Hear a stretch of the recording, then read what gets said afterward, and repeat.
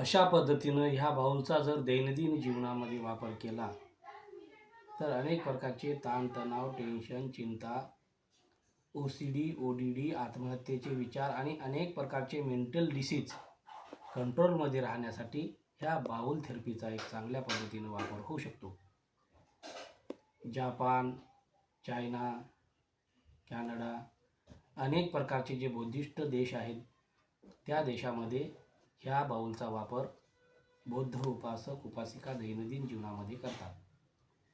आपली मुलं जर चिडखोर असतात, आत्महत्येचे विचार करत असतात किंवा ते मोबाईलचा अतिरेक वापर करत असतील तर अशी मुलं मोबाईलपासून दूर जाण्यासाठी सुद्धा ह्या थेरपीचा एक चांगल्या पद्धतीनं वापर होतो. याला अशा पद्धतीनं वाजवून अशा पद्धतीचा याचा जो रिदम आहे तो जर ऐकला तर आपल्या ब्रेन सेलमध्ये बॉडी सेलमध्ये पॉझिटिव्ह केमिकल्स निर्माण होतात, हार्मोन्स बॅलन्स होतात आणि डोपामाइन, सेरोटोनिन सारखे पॉझिटिव्ह केमिकल्स मेंदूमध्ये निर्माण होतात. ब्लड लॅक्टेटचं प्रमाण कमी होते, ज्यामुळं मन आनंदी उत्साही राहते. व्यक्ती वर्तमान काळामध्ये जीवन जगतो.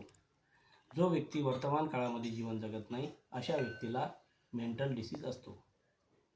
धन्यवाद. जय हिंद.